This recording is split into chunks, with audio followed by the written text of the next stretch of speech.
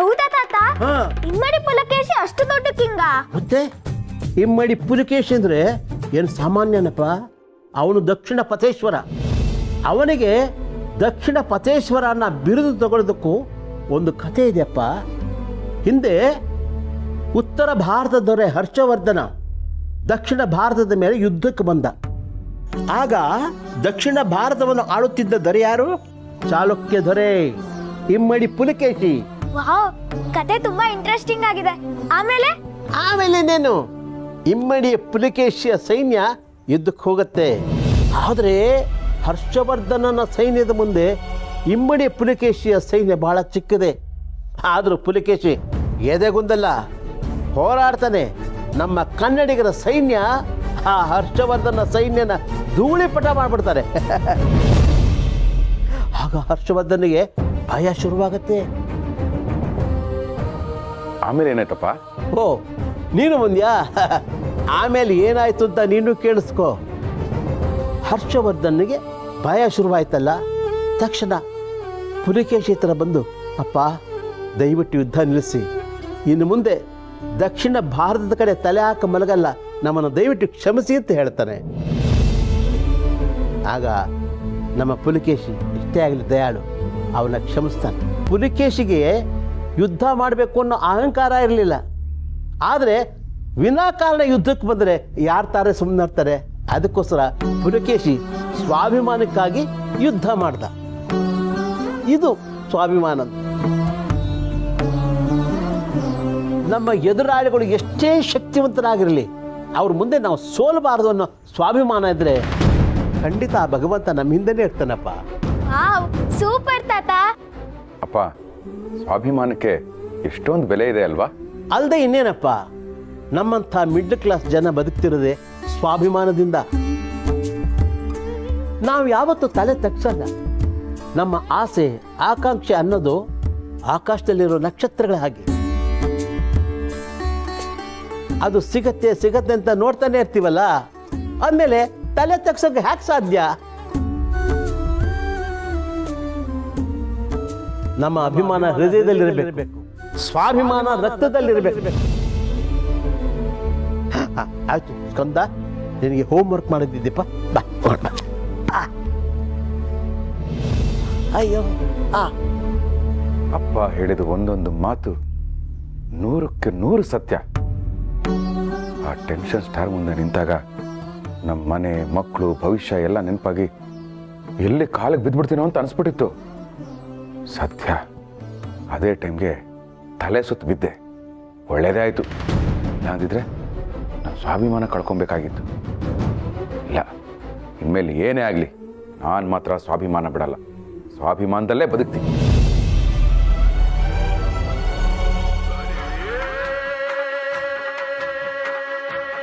ಓ ಬಾಬುಗಳು, ಹೇಳಿ ಬಾಬುಗಳೇ. ಏನ ಡೀಲಿಂಗ್ ರಾಜು ಬೈತಾ ಇದ್ದಾನ? ಬೈಯೋರು ಬೈಕೋತಾನೆ ಇರ್ತಾರೆ, ಆದರೆ ಬೆಳೆಯೋನು ರಾಜೀನಾಮೆ ಕೊಡ್ತಾನೆ. ನಾಳೆ ಬೆಳಗ್ಗೆನೆ ನಾನು ರಾಜೀನಾಮೆ ಕೊಡ್ತಾ ಇದ್ದೀನಿ. ನಾವು cut the call and your boy. ಓ, ಏನು ಮೆಸೇಜು?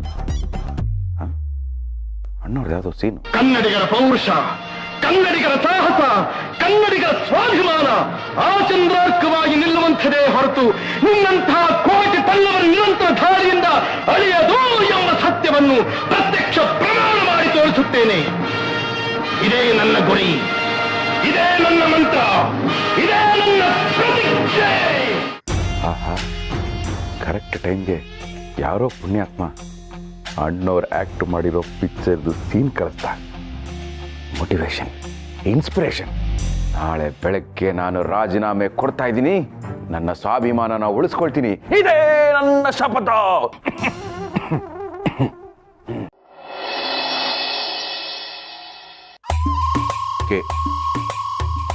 ಡೀಲಿಂಗ್ ರಾಜ್ ರವರಿಗೆ ವಿಷಯ ರಾಜೀನಾಮೆ ಕೊಡುವ ಬಗ್ಗೆ. ಮಾನ್ಯರೇ, ಮಾನ್ಯರ ಇವನಿಗೆ ಯಾಕೆ ಮಾನ್ಯರೇ ಅಂತ ಬರೀಲಿ? ನಾನೀಗ ಸ್ವಾಭಿಮಾನಿ, ಬರೆಯಲ್ಲ. ಏನು ಬರೀಲಿ? ಹಾಂ ನೋಡ್ರಿ, ನನ್ನ ಕೈಲಾಗಲ್ಲ ಅಷ್ಟೇ.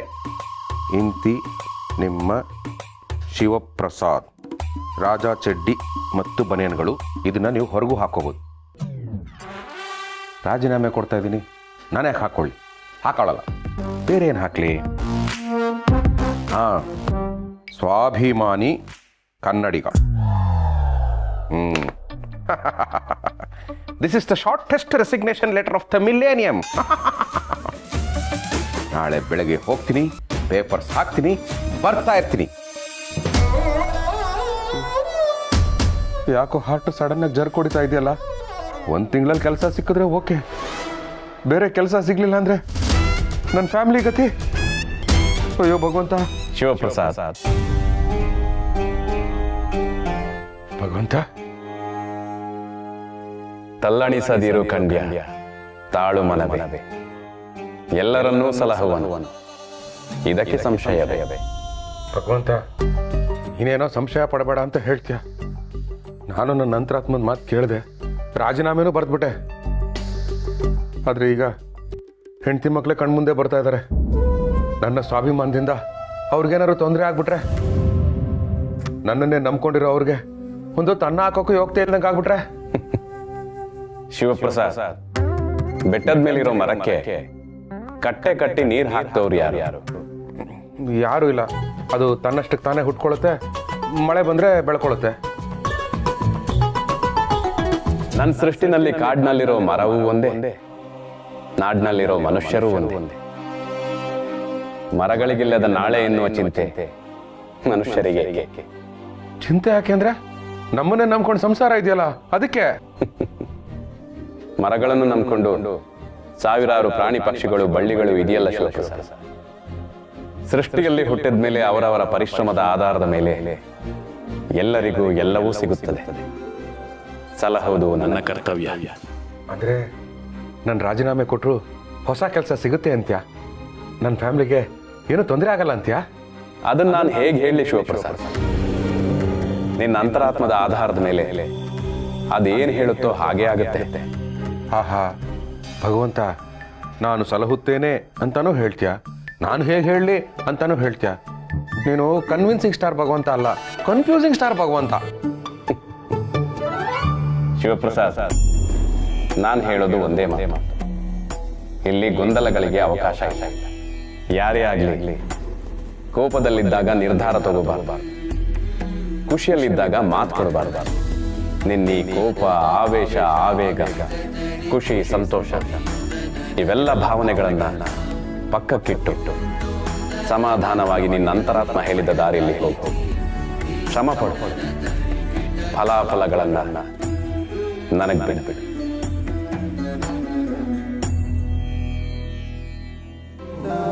ಸರಿ ಭಗವಂತ, ಹಾಗಾದರೆ ನಾನು ತಗೊಂಡಿರೋ ನಿರ್ಧಾರನೇ ಸರಿಯಾಗಿದೆ. ನಾಳೆನೇ ಆಫೀಸ್ಗೆ ಹೋಗಿ ರಾಜೀನಾಮೆ ಪತ್ರನ ಕೊಟ್ಬಿಡ್ತೀನಿ. ನನಗೆ ಆಶೀರ್ವಾದ ಮಾಡು.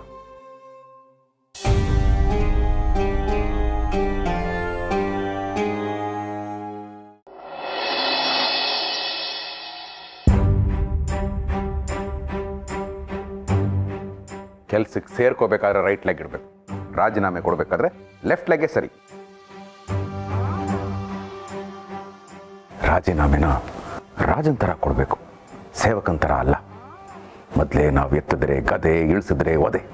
ಅಂಥದ್ರಲ್ಲಿ ನನ್ನ ಆತ್ಮಗೌರವಕ್ಕೆ ಧಕ್ಕೆ ಬಂದರೆ ಸುಮ್ಮನೆ ಬಿಡ್ತೀನ ನಾನು? ಈ ಕಂಪನಿಗೆ ಮಾಜಿ ಆದರೂ ಪರವಾಗಿಲ್ಲ, ರಾಜಿ ಆಗಲ್ಲ. ರಾಜೀನಾಮೆ ಕೊಟ್ಟು ಕೆಟ್ಟವರ ಪಾಲಿಗೆ ಸೂಜಿ ಆಗ್ತೀನಿ.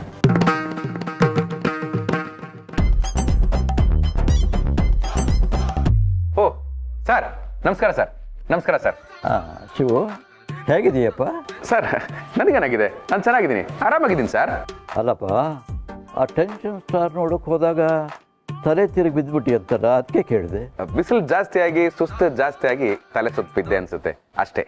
ಶಿವು, ಸಂಬಳದ ಜೊತೆಗೆ ನಿಯತ್ತಾಗಿ ದುಡಿಯೋ ನಿನ್ನಂಥವ್ರಿದ್ದರೆ ಕಂಪ್ನಿ ಎಲ್ಲೋ ಹೊರಟೋಗುತ್ತಪ್ಪ. ಅಪ್ಪ, ನಮ್ಮ ಡೀಲಿಂಗ್ ರಾಜುನು ಭಾಳ ಚಲೋ ಕೆಲಸ ಮಾಡ್ತಾನೆ. ನಾನು ನೋಡಿದ್ದೇನೆ, ನೀ ಸುಮ್ಮನೆ ನಿಂತ್ಕೋತೀಯ? ಸರ್ ಹಾಗೆಲ್ಲ ಏನೂ ಇಲ್ಲ ಸರ್, ನಮ್ಮ ಕಂಪ್ನಿಲಿ ಎಲ್ಲರೂ ನಿಯತ್ತಾಗೆ ಕೆಲಸ ಮಾಡ್ತಾರೆ.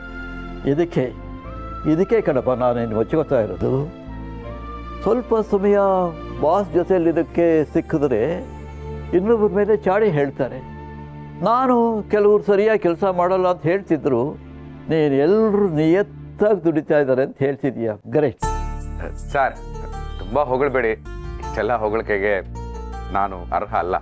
ಶಿವು, ಯಾವ ವ್ಯಕ್ತಿ ಎಲ್ರಿಗಿಂತ ತಾನು ಚಿಕ್ಕವನನ್ನಾಗಿ ಭಾವಿಸ್ತಾನೋ ಅಂಥ ವ್ಯಕ್ತಿ ಹೊಗಳಿಕೆಗೆ, ಪ್ರಶಂಸೆಗೆ ಸೂಕ್ತನಾದ ವ್ಯಕ್ತಿ ಅದು ನೀನು ಕಣಪ್ಪ.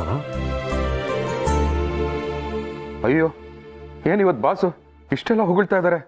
ಕೆಲಸ ಬಿಡೋಣ ಅಂತ ಬಂದ್ರೆ ಇವ್ರು ಹೀಗೆ ಮಾತಾಡ್ತಿದಾರಲ್ಲ. ನೀನು ಒಬ್ಬನೇ ಕಣಪ್ಪ. ಬೇರೆ ಕಡೆ ಅವಕಾಶ ಸಿಕ್ಕಿದ್ರು ನಮ್ಮ ಕಂಪ್ನಿನ ಬಿಡಲಿಲ್ಲ. ನಮ್ಮ ಕಂಪ್ನಿ ಉದ್ಧಾರಕ್ಕೆ ಹಗಲು ರಾತ್ರಿ ದುಡಿತಾ ಇದೆಯಾ. ಥ್ಯಾಂಕ್ಸ್ ಕಣ, ಥ್ಯಾಂಕ್ಸ್. ಅಯ್ಯೋ ಸರ್, ಪ್ಲೀಸ್ ನನಗೆ ಗಿಲ್ಟ್ ಫೀಲ್ ಮಾಡಿಸ್ಬೇಡಿ. ನಾನು ಕೆಲಸ ಬಿಡೋಕೆ ಬಂದಿರೋದು ಅಂತ ಇವರು ಗೊತ್ತಾದ್ರೆ ಪಾಪ ಎಷ್ಟು ನೊಂದ್ಕೊಳ್ಳಲ್ಲ. ಭಗವಂತ ಪ್ರತಿ ಸಲನೂ ಅಂತರಾತ್ಮ ಕೇಳೋ ಹಾಗೆ ನಡ್ಕೋ ಅಂತ ಹೇಳ್ತೀಯ. ಹಂಗೆ ನಡ್ಕೊಂಡ್ರೆ ಈಗ ಇಕ್ಕಟ್ಟಲ್ಲಿ ಸಿಕ್ಕಾಕಿಸ್ತೀಯ. ನ್ಯಾಯವಾಗಿ ನೋಡಿದ್ರೆ ಇವ ನಮ್ಮ ಅಪ್ಪಗೆ ಬಕೆಟ್ ಹಿಡಿಬೇಕು, ಆದ್ರೆ ನಮ್ಮಪ್ಪ ಏನು ಮಾಡ್ಲಿಕತ್ತಾರೆ? ಶಿವು, ನಮ್ಮ ರಿಸರ್ಚ್ ಟೀಮ್ ಟೆನ್ಷನ್ ಸ್ಟಾರ್ ಹಾಕ್ಕೊಂಡು ಆ್ಯಡ್ ಮಾಡಿದ್ರೆ ಸೇಲ್ಸ್ ಜಾಸ್ತಿ ಆಗುತ್ತೆ ಅಂತ ರಿಪೋರ್ಟ್ ಕೊಟ್ಟಿದ್ದಾರೆ. ಹೇಗಾದರೂ ಮಾಡಿ ಅದನ್ನು ಒಪ್ಪಿಬಿಡಪ್ಪ. ನನಗೆ ನಿನ್ನ ಮೇಲೆ ತುಂಬ ನಂಬಿಕೆ ಇದೆ. ಡ್ಯಾಡಿ, ಹೆತ್ತ ಮಗನ್ನ ಬಿಟ್ಟು ನೀವು ಇವ್ನು ನಂಬ್ತೀನಿ ಅಂತ ಹೇಳ್ತಿರಲ್ರಿ, ನನಗೆ ಭಾಳ ಹರ್ಟ್ ಆಗ್ಲಿಕತ್ತದ್ರಿ ಡ್ಯಾಡಿ. ವಿವೇಕ, ನಿನಗಿನ್ನೂ ನಮ್ಮ ಕಂಪ್ನಿ ಮೇಲೆ ಸೀರಿಯಸ್ನೆಸ್ ಇಲ್ಲ ಕಣೋ. ಇಷ್ಟು ದೊಡ್ಡವನಾದರೂ ಹುಡುಗನ ಥರ ಆಡ್ತೀಯ. ನಿನಗೆ ನನ್ನ ವಯಸ್ಸಾದ ಮೇಲೆ ಎಲ್ಲ ಅರ್ಥ ಆಗುತ್ತೆ. ಈಗ ದಯವಿಟ್ಟು ಸುಮ್ಮನಿರ್ತೀಯ. ಹಾಂ ಸರ್, ಆ್ಯಕ್ಚುಲಿ ನಂದೊಂದು ರಿಕ್ವೆಸ್ಟು. ನೋಡು, ನಿನ್ನ ರಿಕ್ವೆಸ್ಟ್ ಏನಿದ್ರು ನಾನು ನೆರವೇರಿಸ್ಕೊಡ್ತೀನಿ, ಯೋಚನೆ ಮಾಡಬೇಡ. ಆದರೆ ಅದಕ್ಕೆ ಬದಲು ಆ ಟೆನ್ಷನ್ ಸ್ಟಾರ್ನ ಅಗ್ರಿಮೆಂಟ್ಗೆ ಸೈನ್ ಹಾಕಿಸ್ಬೇಕು. ನನಗೆ ನಿನ್ನ ಮೇಲೆ ನಂಬಿಕೆ ಇದೆ. ಬರ್ತೀನಿ, ಬಾಯ್. ಸೈನು ನೆನಪಿರಲಿ. ಅಯ್ಯಯ್ಯೋ, ಎಂಥ ಪರಿಸ್ಥಿತಿ ಬಂತು ನನಗೆ. ಇವಾಗ ನಾನು ಸ್ವಾಭಿಮಾನಕ್ಕೋಸ್ಕರ ರಾಜೀನಾಮೆ ಕೊಡ್ಲಾ, ಇಲ್ಲ ಬಾಸ್ ನಂಬಿಕೆ ಉಳಿಸ್ಕೊಳ್ಳೋದಕ್ಕೆ ಸ್ವಾಭಿಮಾನನ ಬಿಡ್ಲಾ? ನಾನಂತೂ ಆ ಹೀರೋ ಹತ್ರ ಹೋಗಲ್ಲ. ಆಗಿದ್ದಾಗಲಿ ಬಾಸ್ ಮಾತಿಗೆ ರಾಜೀನಾಮೆ ಬೇಕಾದ್ರೆ ಕ್ಯಾನ್ಸಲ್ ಮಾಡ್ಕೋತೀನಿ. ಮಿಕ್ಕಿದ್ದಲ್ಲ ಭಗವಂತನೇ ನೋಡ್ಕೊಳ್ಳಿ. ಗ್ರಹಣ ಗ್ರಹಣ ಅಲ್ಲ ಸರ್, ಛಾಯಾಗ್ರಹಣ ಅಂತ ಹೇಳಿ ಸರ್. ಏನೋ ಒಂದು ಏನಯ್ಯ ಕರೆಕ್ಟಾಗಿರೋ ಒಂದು ಲೊಕೇಶನ್ ಸಿಗ್ತಾ ಇಲ್ಲ. ಅದಕ್ಕೆ ಸರ್ ನಾನು ಬಡ್ಕೊಂಡಿದ್ದು, ಒಂದು ಮನೆ ಸೆಟ್ಟೆ ಹಾಕ್ಸ್ಬಿಟ್ರೆ ನಮಗೆ ಹೆಂಗೆ ಬೇಕೋ ಹಂಗೆ ಶೂಟಿಂಗ್ ಮಾಡ್ಕೊಂಡ್ಬಿಡ್ಬೋದಲ್ಲ ಅಂತ. ಅಪ್ಪ ತಂದೆ, ನಿನಗೂ ಮುಂಚೆ ನನಗೂ ಸೆಟ್ ಹಾಕ್ಸೋ ಐಡಿಯಾನೇ ಇತ್ತು. ಆದರೆ ಈ ಚಡ್ಡಿ ಕಂಪ್ನಿಯವರು ಚಾ ಕುಡ್ದಿದ್ದಕ್ಕೂ ಲೆಕ್ಕ ಕೇಳ್ತಾರಪ್ಪ. ಮಧ್ಯದಲ್ಲಿ ನಮ್ದೇನು ಉಳಿಯುತ್ತೆ, ವರ್ಕೌಟೇ ಆಗಲ್ಲ. ಅದಕ್ಕೆ ಒಂದು ಚೆನ್ನಾಗಿರೋ ಮನೆನೇ ಸಿಕ್ಬಿಟ್ರೆ ಅಲ್ಲೇ ವರ್ಕೌಟ್ ಮಾಡ್ಕೊಂಡ್ಬಿಡ್ಬೋದಲ್ಲ. ಹೋಗ್ಲಿ ಬಿಡಿ ಸರ್, ಮನೆ ಸಿಕ್ಕಿದ್ರೆ ವರ್ಕೌಟ್ ಮಾಡ್ಕೋಬೋದಿತ್ತು. ನೀವು ಯಾವ ಮನೆ ನೋಡಿದ್ರು ಆ ಮನೆ ಬೇಡ ಈ ಮನೆ ಬೇಡ ಅಂತೀರಿ, ಇನ್ನೇನು ಮಾಡೋಕ್ಕಾಗುತ್ತೆ ಹೇಳಿ? ನೋಡಯ್ಯ, ನಾವು ಮಾಡ್ತಾರ ಚಡ್ಡಿ ಆಡು. ಚಡ್ಡಿ ಸೊಂಟಕ್ಕೆ ಹಿಡಿಸ್ಬೇಕು, ಮನೆ ಮನ್ಸಿಗೆ ಹಿಡಿಸ್ಬೇಕು. ಈಗ ನೋಡಿರೋ ಯಾವ ಮನೆನೂ ಮನ್ಸಿಗೆ ಹತ್ರನೇ ಆಗ್ತಾ ಇಲ್ಲ. ಇನ್ನೂ ಏನೋ ಬೇಕು, ಇನ್ನೂ ಏನೋ ಬೇಕು ಅಂತ ಮನ್ಸು ಹೇಳ್ತಾ ಇದೆಯಯ್ಯ. ಏನೋ ಒಂದು ಚೆನ್ನಾಗಿರೋದು. ಹೊಯ್, ಇದ್ಯಾವುದೋ ನಾವು ಎಕ್ಸ್ಪೆಕ್ಟ್ ಮಾಡ್ದಾಗೆ ಇದೆಯಲ್ಲ ಮನೆ. ಶಿವಕೃಪಾ, ಹೆಸರು ಸಖತ್ತಾಗಿದೆ ಸರ್. ಸಂಖ್ಯಾಶಾಸ್ತ್ರದ ಪ್ರಕಾರ ವರ್ಕೌಟ್ ಆಗುತ್ತೆ ಅಂತ ಅನ್ಸುತ್ತೆ. ಹಾಗಂತ್ಯಾ? ನೋಡ್ಕೊಂಬೇಡ. Action, attack.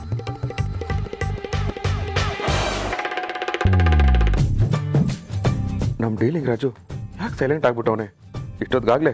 ಯಾಕಯ್ಯ ಅಗ್ರಿಮೆಂಟ್ಗೆ ಸೈನ್ ಹಾಕ್ಸಿಲ್ಲ, ಯು ಇಂಟರ್ನ್ಯಾಷನಲ್ ಇರ್ರೆಸ್ಪಾನ್ಸಿಬಲ್ ಇಡಿಯಟ್ ಅಂತ ಬೈಯಕ್ಕಾದ್ರೂ ಫೋನ್ ಮಾಡ್ಬೇಕಿತ್ತಲ್ಲ. ಆಹಾ, ವಾವ್ ವಾವ್, ಲೊಕೇಶನ್ ಲೊಕೇಶನ್ ಅಂದ್ರೆ ಇದು super super super super. Google map ಅಲ್ಲೂ ಇಂಥ ಲೊಕೇಶನ್ ಸಿಗೋದಿಲ್ಲ ಅಲ್ವಾ ಸರ್? ಸುಮ್ಮನೆ ರೀ, ಯಾರೇ ನೀವು ಏಕಾಕಿ ಮನೆ ಒಳಗೆ ನುಗ್ಬಿಟ್ಟು ಏನೇನೋ ಮಾಡ್ತಾ ಇದ್ದೀರಾ? ಸರ್ ನಾವು ಲೊಕೇಶನ್ ನೋಡಕ್ ಬಂದಿದ್ದೀವಿ ಸರ್. ಲೋಕೇಶ ಪಕ್ಕದ ಬೀದಿಲಿದ್ದಾನೆ. ಒಳ್ಳೆ ಮರ್ಯಾದೆ, ಐ ಸೀನಿಯರ್ ಸಿಟಿಸನ್. ಯಜಮಾನ್ರೆ, ಲೊಕೇಶನ್ ನೋಡಕ್ ಬಂದಿಲ್ಲ, ಲೊಕೇಶನ್ ನೋಡಕ್ ಬಂದಿದೀವಿ. ಲೊಕೇಶನ್ ಅಂದ್ರೆ ನೀವು? ಸರ್, ನಾನು ಖ್ಯಾತ ಚಲನಚಿತ್ರ ನಿರ್ದೇಶಕ ಮಹಾರಾಜ ಮೌಳಿ. ಅಂದ್ರೆ ರಾಜಮೌಳಿ ಅವರು ನಿಮ್ಗೆ ಏನಾಗಬೇಕು? ಅವರು ನಮ್ಮ ತಾಯಿಗೆ ಏಕೈಕ ಸ್ವಂತ ಮಗ ಇದ್ದಾರಲ್ಲ, ಅವ್ರಿಗೆ ಕ್ಲೋಸೆಸ್ಟ್ ಫ್ಯಾನ್. ಅಂದ್ರೆ ಅಷ್ಟು ಹತ್ತಿರ ಸಂಬಂಧಿಕರ?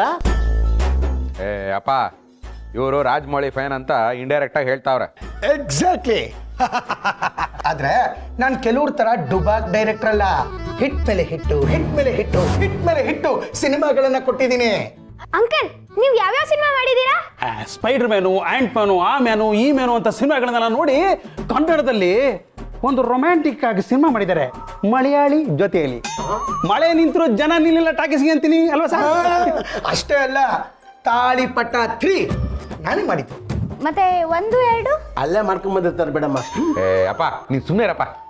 ಫಸ್ಟ್ ಆಫ್ ಆಲ್ ನೀವು ನಮ್ಮನೆಗೆ ಯಾಕೆ ಬಂದ್ರಿ ಸ್ವಾಮಿ? ಸರ್, ರಾಜಾ ಅಂಡರ್ವೇರ್ ಅನ್ನೋ ಒಂದು ಕಂಪ್ನಿ ಇದೆ ಸರ್, ಅಂಡರ್ವೇರ್ ಆಡ್ ಮಾಡ್ತಾ ಇದೀವಿ. ಅದಕ್ಕೆ ನಾನೇ ಕ್ಯಾಮ್ರಾಮ್ಯಾನು, ಇವರೇ ಡೈರೆಕ್ಟರ್. ನೋಡಿ ಸರ್, ಒಂದು ಮಿಡಲ್ ಕ್ಲಾಸ್ ಮನೆ ಬೇಕು ಅಂತ ಹುಡ್ಕೊಂಡ್ ಬಂದ್ವಿ. ನಿಮ್ ಮನೆ ನೋಡಿದ್ರೆ ಸಖತ್ ಸೂಟೇಬಲ್ ಆಗಿದೆ ಸರ್. ನಮ್ಮನೆ ಶೂಟಿಂಗ್ಗೆ ಯಾವ ಆಂಗಲ್ ಇಂದ ಸೂಟ್ ಆಗುತ್ತೆ? ಲೋ ಆಂಗಲ್ ಇಂದ ಸರ್, ಯಾಕಂದ್ರೆ ನಮ್ದು ಚಡ್ಡಿ ಆಡಲ್ವಾ. ನೋಡ್ರಿ, ಮ್ಯಾನೇಜರ್ಗೆ ಬಂದು ಮಾತಾಡ್ಬಿಡಕ್ ಹೇಳಿ. ಸರ್, ನಿಮ್ ಮನೆ ಏನ್ ಫ್ರೀ ಆಗಿ ಕೊಡ್ಬೇಡಿ, ಪೇಮೆಂಟ್ ಕೊಡ್ತೀವಿ. ಪೇಮೆಂಟ್ ಕೊಡ್ತೀರಾ? ಯಾರು ಸರ್ ಆಕ್ಟ್ ಮಾಡ್ತಿರೋದು? Tension star. ಟೆನ್ಷನ್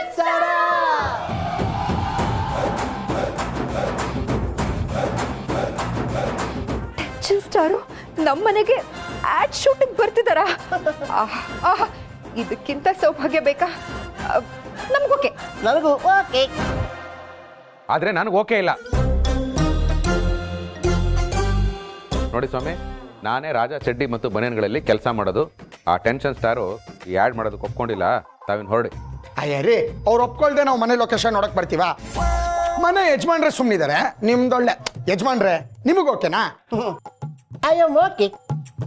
ಅಪ್ಪ ಬೇಡಪ್ಪ. ನೀನು ಒಪ್ಕೊಳಪ್ಪ. ಸುಮ್ಮನೆ ಒಪ್ಕೊಳ್ರಿ. ಅವ್ರ ಹತ್ರ ಒಂದು ಸಲ ಫೋಟೋ ತೆಗೆಸ್ಕೊಂಡ್ರೆ ಸಾಕು ಅಂತ ಕಾಯೋಷ್ಟು ದೊಡ್ಡ ಸ್ಟಾರ್ ಅವರು. ಅಂಥದ್ರಲ್ಲಿ ಅವರೇ ನಮ್ಮ ಮನೆಗೆ ಬರ್ತಾ ಇದ್ದಾರೆ ಅಂದ್ರೆ ರೀ, ನಮ್ಮ ಲೆವೆಲ್ ಎಲ್ಲೋ ಹೋಗ್ಬಿಡುತ್ತೆ ರೀ. ನಿನ್ ಚಡ್ಡಿ ಲೆವೆಲ್ ಎಲ್ಲೋ ಹೋಗ್ಬಿಡುತ್ತೆ. ಓ, ಎಲ್ಲೂ ಹೋಗೋದಿಲ್ಲ. ಅವನಿನ್ನು ಅಗ್ರಿಮೆಂಟ್ಗೆ. ರೀ, ಸುಮ್ಮನೆ ಇರ್ತೀರಾ? ನೋಡಿ, ನೀವೀಗ ಒಪ್ಕೊಳ್ಳಿಲ್ಲ ಅಂದ್ರೆ ನಾವೆಲ್ಲ ಉಪವಾಸ ಸತ್ಯಾಗ್ರಹ ಮಾಡ್ತೀವಿ. ಹೌದು ಹೌದು ಹೌದು. ಆಯ್ತು, ಅನ್ಭವಿಸಿ. ಏನಾದ್ರೂ ಮಾಡ್ಕೊಳ್ಳಿ. ಬಂದ್ರೆ ತಾನೆ ನೀವು ಇಟ್ಕೊಳ್ರಿ ಲೋ ಆಂಗಲ್. ಅಕ್ಕ, ಓಪನ್ ಆಗಿ ಒಂದ್ ಮಾತು ಹೇಳ. ನೀನು ಅದೃಷ್ಟವಂತ ಸಿನಿಮಾದ ದ್ವಾರಕೀಶ್ ಇದ್ದಾಗೆ. ಗೌರಿ, ಹೋಲಿಕೆ ಮಾಡೋದು ಮಾಡ್ತೆ, ಲಿಂಗದ ಆಧಾರದ ಮೇಲಾದ್ರೂ ಹೋಲಿಕೆ ಮಾಡ್ಬಾರತಿ. ಹಾಗಾದ್ರೆ ನಮ್ಮ ಅಕ್ಕ ತವರಿನ ತೇರು ಶ್ರುತಿ ಇದ್ದಾಗೆ. ಅನ್ಕೊಂಡಿದ್ದೆಲ್ಲ ಮೊದ್ಲು ಆಗದೆ ಇದ್ರು ಕ್ಲೈಮ್ಯಾಕ್ಸ್ ಎಲ್ಲಾದ್ರೂ ಹಾಗೆ ಆಗುತ್ತಲ್ಲ ಹಾಗೆ.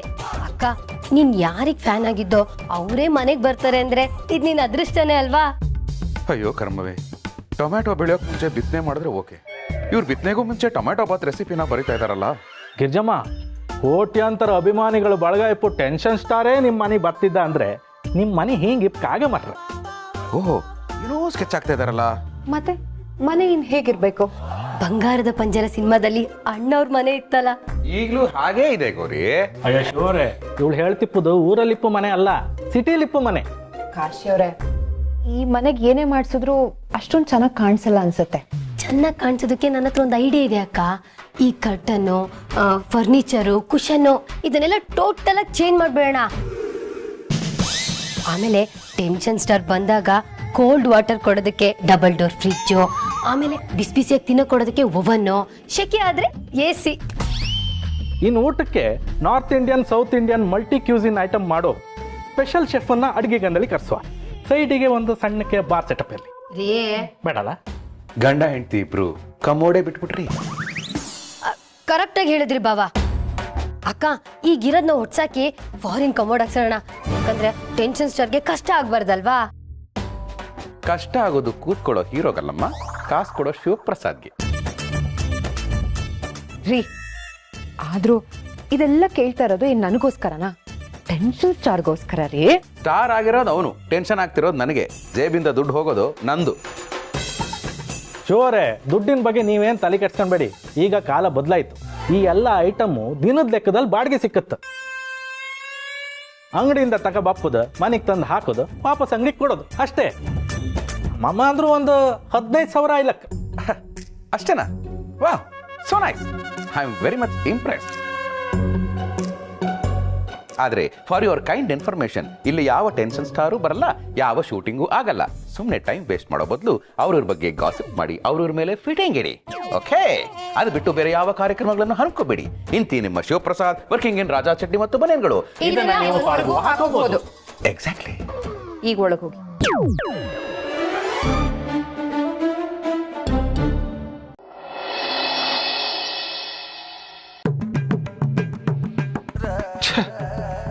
ಐದು ನಿಮಿಷ ಆಫೀಸಿಗೆ ಲೇಟ್ ಆಗೋದ್ರು ಆ ಡೀಲಿಂಗ್ ರಾಜು 55 ನಿಮಿಷ ಬೈತಾ ಇದ್ದ. ಅಂತದ್ರಲ್ಲಿ ಇವತ್ತು ಇಡೀ ದಿವಸ ನಾನು ಆಫೀಸ್ಗೆ ಹೋಗಿಲ್ಲ, ಬೈಕ್ ಫೋನ್ ಕೂಡ ಮಾಡಿಲ್ಲ. ಎಂಥ ಜೀವನನಪ್ಪ ಇದು. ದಿನ ಬೈಸ್ಕೊಂಡು ಒಂದಿನ ಬೈಸ್ಕೊಳ್ಳಿಲ್ಲ ಅಂದ್ರೆ ಏನೋ ಕಳ್ಕೊಂಡಂಗೆ ಫೀಲಿಂಗ್ ಆಗುತ್ತೆ. ಓ, ಆಫೀಸಿಂದನಾದ್ರೂ ಯಾರಾದ್ರೂ ಒಬ್ಬರಾದ್ರೂ ಫೋನ್ ಮಾಡ್ಬೋದಾಗಿತ್ತಲ್ಲ.